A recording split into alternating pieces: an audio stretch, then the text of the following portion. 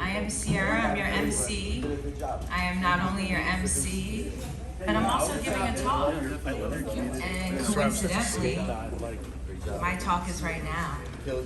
So next up, someone I'm very excited about. Her name is Sierra Renee, juujuumama. Oh, she looks familiar. Oh, thank you. I have my clicker. All right, y'all, so this is my third year speaking at NFT NYC. Last 2 years, I also spoke about AI art, but on panels. This is my first solo talk, so I'm super excited about it. I've been making AI art for 3 years. I've been making traditional art for as long as I can remember. So I also make collage, I paint, I teach yoga, I'm a mom. So I am a normal person outside of crypto, not just someone existing on the internet. All right, y'all, let's get into it. AI Artist Toolbox, exploring tools for every budget. So the purpose of my talk today is, I'm an open book. I want to be transparent and share a bunch of tools that y'all can use that are both free and paid to create AI art. You can use AI art for a variety of things. You can use it for your business. You can use it for creative purposes. As Nikki was mentioning up here, you can make music, you can make animation, so we're gonna get into it. This is one of my artworks that I made with a platform I'll talk more about today called titles.xyz. Oh, by the way, before I go any further, not only am I an artist, I own a crystal store called Good Juju. That's why I'm juujuumama. I see y'all have found my crystals in the back in the holographic bags. Help yourself to the positive energy. Please, see what you're drawn to. It might be rose quartz, it might be malachite, who knows? All right, y'all, as I mentioned, you might recognize me. I am the owner of Crystal Store Good Juju. I also teach yoga. I am an art curator. I curate digital art exhibitions. So I curate for Ìtàn West African Artistry. Ìtàn is the largest collective of African artists on the blockchain. We have sold over 17 Ethereum of art in the last 2 years. I also curate for AAWH, which stands for All Are Welcome Here. So we specialize in diverse and inclusive art curations. I also manage social media at Titles. Titles is a company I'm going to tell you a bit about today where artists can train their own AI models. So you might have seen me before. All right, y'all, let's talk about this.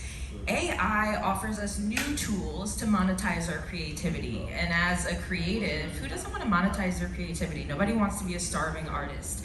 That being said, if you make traditional art, like me, this is a traditional collage that I made on the left.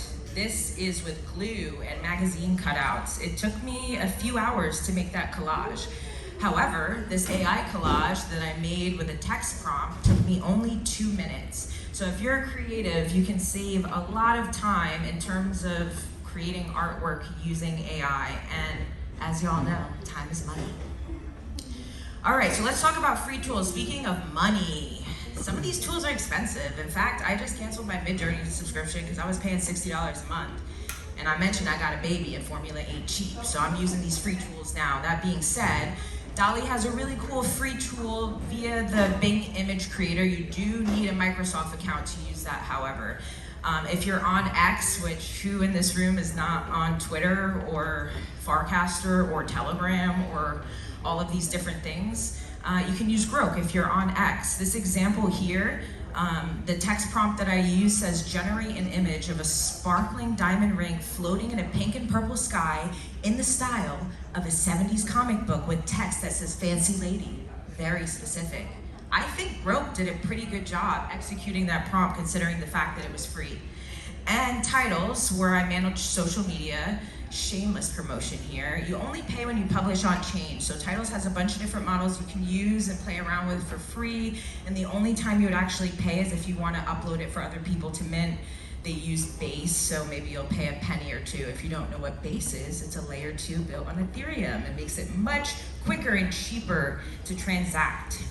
All right, y'all, paid tools. If you got money to blow and you want to use something fancy, here are some options. We got a nice comparison here. So left is an artwork created with Midjourney, a paid tool, and right is another artwork, same prompt, pretty similar but slightly different, created with ChatGPT.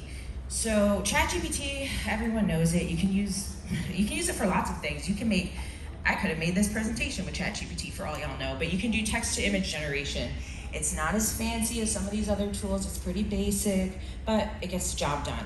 There's Leonardo.ai, which not only does image generation, but you can also make videos and you can train your own model, which is something I'm going to talk more about today. If you make digital art, traditional art, any kind of visual art, training your own model might be something you're interested in. Runway ML, most of people who have heard of Runway ML have heard of it for video, but you can also make image and you can also train a custom model. Similar with Kyber, very popular for video. It's most popular for its kind of anime style. They look like 90s cartoon style outputs. And Midjourney, if you follow AI tools, just video within this last, I don't know, week or so, and Midjourney version 7. So check that out if you subscribe to Midjourney. It is one of the more expensive tools, but I will say, sometimes you get what you pay for. Midjourney has probably more features than anything listed here, and probably slightly higher quality features. You get what you pay for, but it is expensive. Like I said, $60 a month is not cheap. All right, y'all, let's talk about personalized models. Personalized models, I'm a loud person. My mic is going out. Might have to put it down.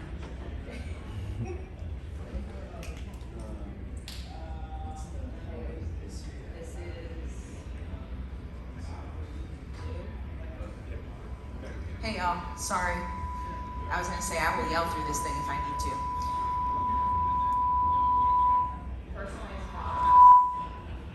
Sorry, y'all. All right, so a personalized model is where, so AI models all work the same.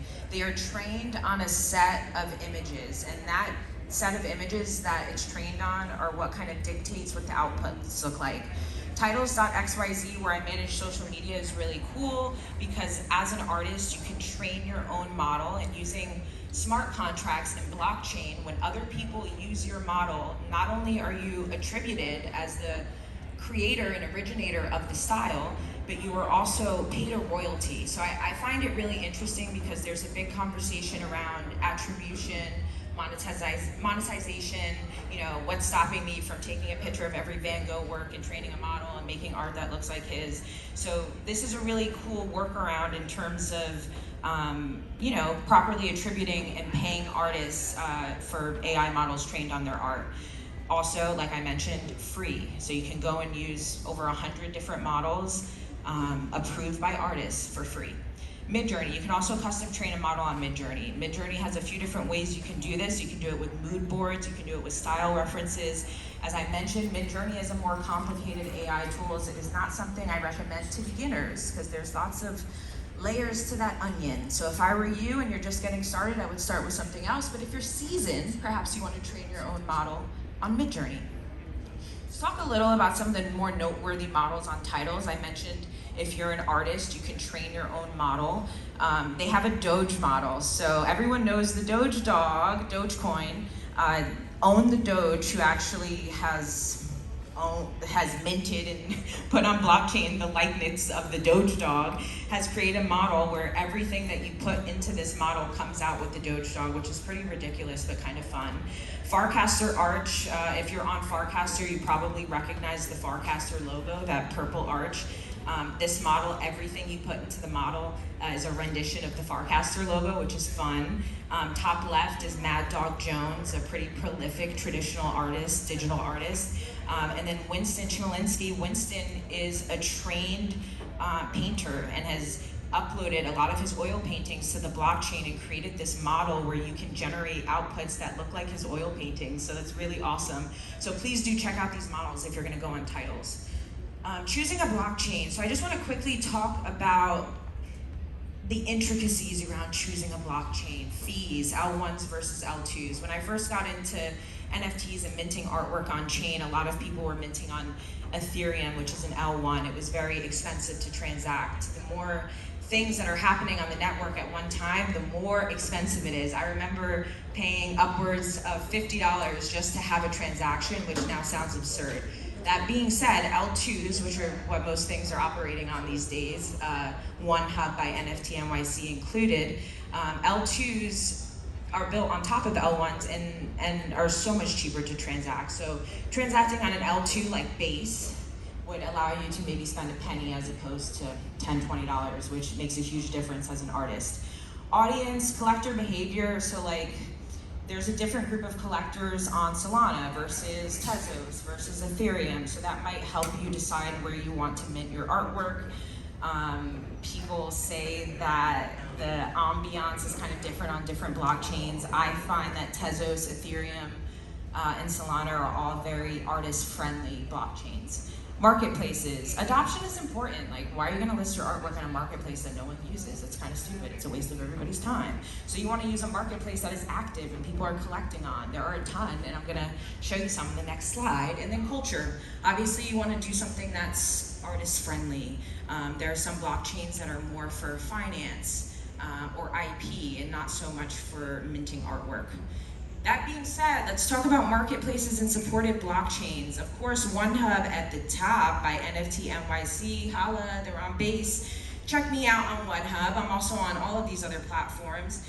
This little table here just shows the different supported blockchains on each platform. So for example, OpenSea and Rarible, there's like 20 different chains that they support, but if you're on Object, they only support Tezos. If you're on Remix, that's a base-powered platform. So you just want to be mindful of what blockchains the marketplace support that might help you choose where you want to post. This screenshot here is Zora. Zora is on base, and they also have their own L2 called Zora.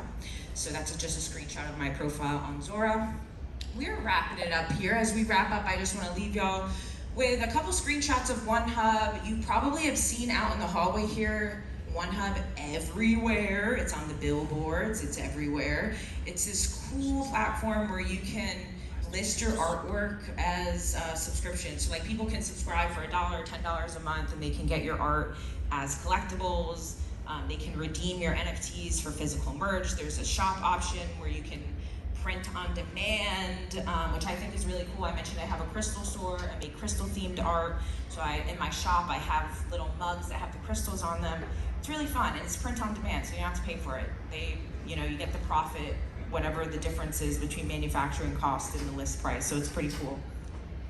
All right, y'all, final tips as we close it out. So, this is my art on a billboard last year. Very exciting. If you want to see your art on a billboard, submit to NFT NYC. Over 500 artworks were displayed on the billboards last night. That was quite exciting. That being said, my final tips are consistency, transparency, and authenticity. Consistency.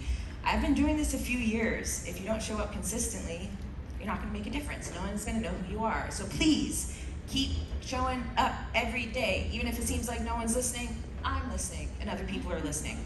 Transparency. That was the whole purpose of my talk today. There are so many different tools you can use. Why am I gonna gatekeep? Whatever, you can go on Google and you can get this information yourself, or I can make it easy. Why not make it easy for people? Authenticity, be yourself. I like crystals, I like yoga. It's what I brought into the space. I teach people yoga, I talk to people about rocks. I'm not trying to be anything other than what I am. There's a space here for everyone, so be yourself. It's necessary. All right, y'all, that was my talk. I am still emceeing, however, so you'll see a lot of me up on the stage. I am gonna welcome our next group to the stage. Thank you for listening to me today. By the way, I have a bunch of